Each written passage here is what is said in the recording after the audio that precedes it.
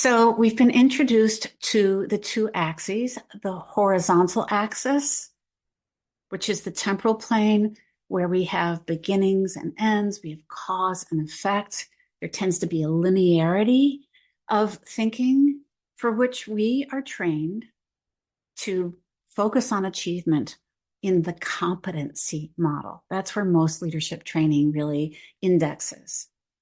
We also were introduced to the vertical plane, which is where we discover space, where things are not finite or linear, they are non-dual, they live in complex systems, and it's here in that perspective that we get pattern recognition, systems thinking, understanding the emergence that comes from complex systems.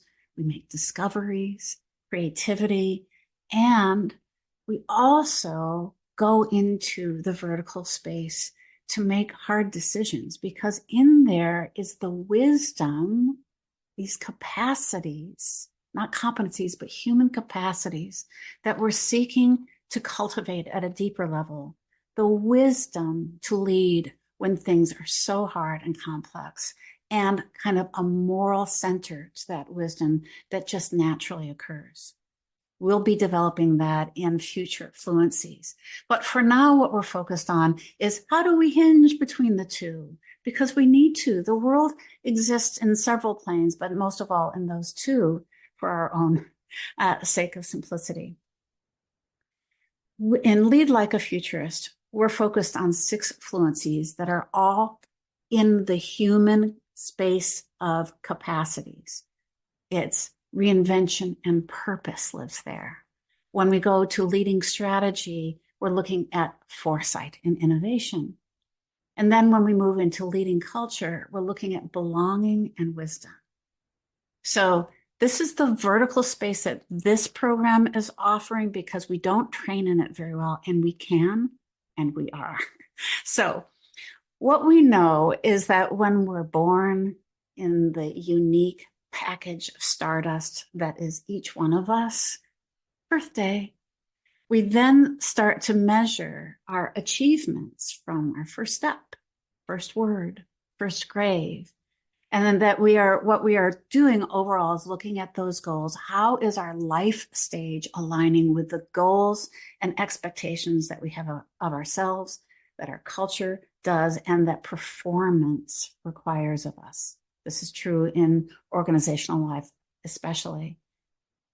As we go through those life stages and meet our responsibilities, we're also asking, who am I? What am I here to do? What is love anyway?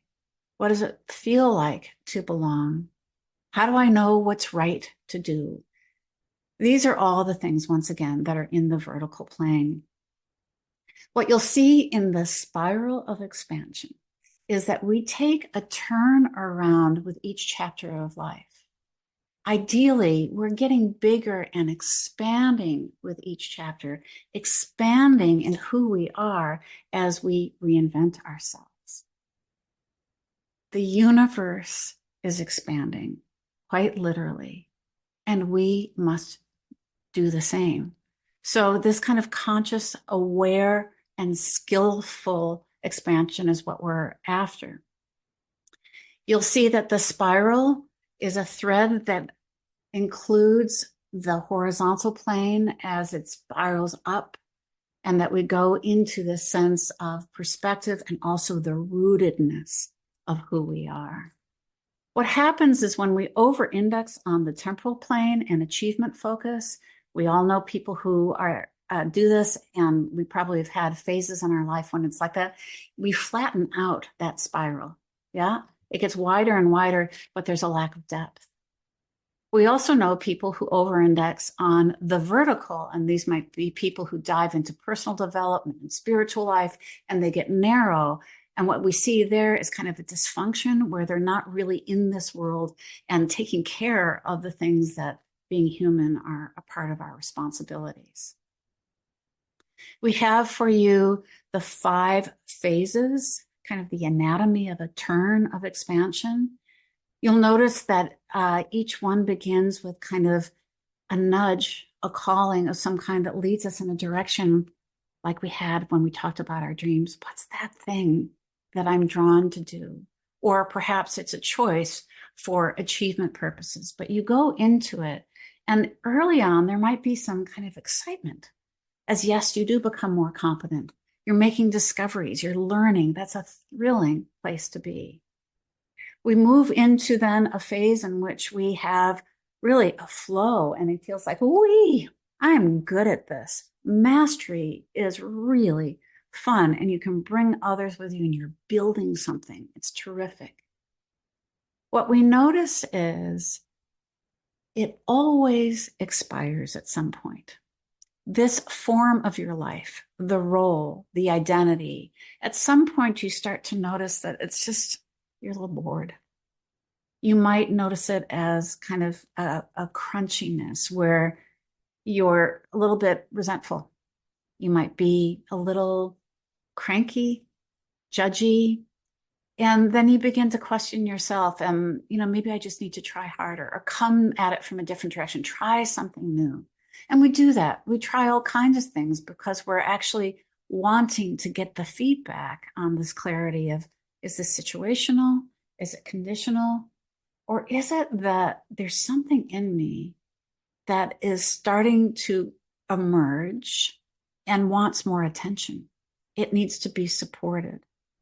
And very often, that's when we get the inclination that something's up for us. We're in transition.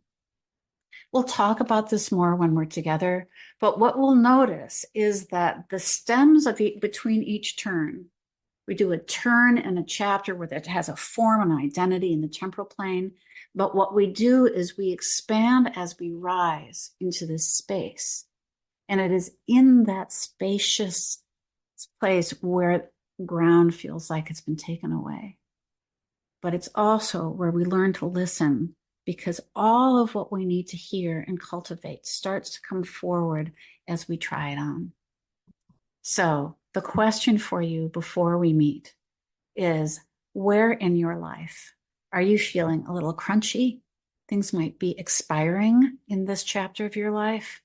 And where are you feeling kind of a nudge or a pull, a call to explore something new? We'll investigate all of that when we are together.